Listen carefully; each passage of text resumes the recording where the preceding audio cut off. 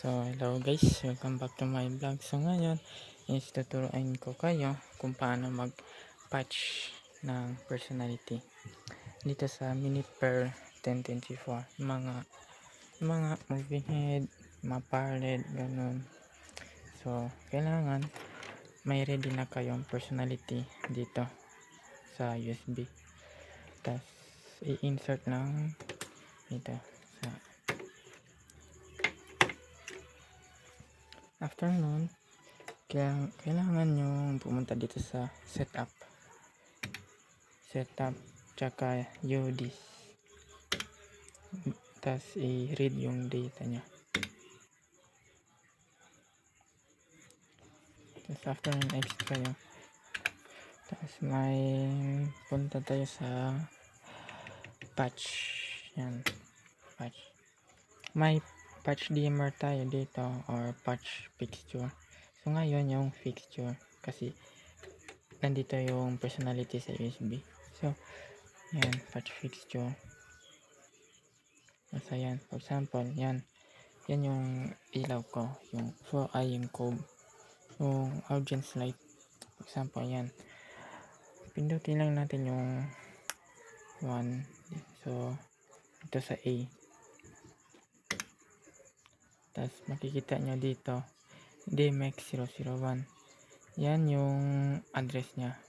Pwede naman natin yan palitan gamit itong wheel, like gusto natin 10. Yan, 10. Tas may makikita tayong line A. So may dalawang klaseng line na, line A yung line B. Dito yan makikita sa likod may A or B. For example, sa A natin gamitin, sa A, so line A. Tapos after yan, dito may makita tayong fixture 1, 2 hanggang 6. For example, dito. Tapos ipipili lang natin kung saan natin ilagay. For example, ngayon dito ko lagay sa 1. Okay na yung address, okay na yung line. So pindutin lang natin yan.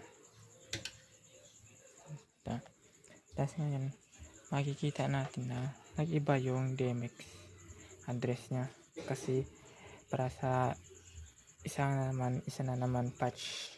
For example, meron na dito, pwede na natin idagdag ng isa pa dito sa to or kahit saan, depende na sa inyo. So ayun, basically, then tignan natin kung gumana yung patch. Punta tayo sa patch, tas patch information. Yan, makikita natin na nandun 001. Ibig sabihin yan 001, ganun. 002. Ito kasi 0 to dapat 0 1 2 3 hanggang 5 lang. So 0 002 003 4 and so on. So ayan, gumana na yung patch natin. And yeah, salamat, bye.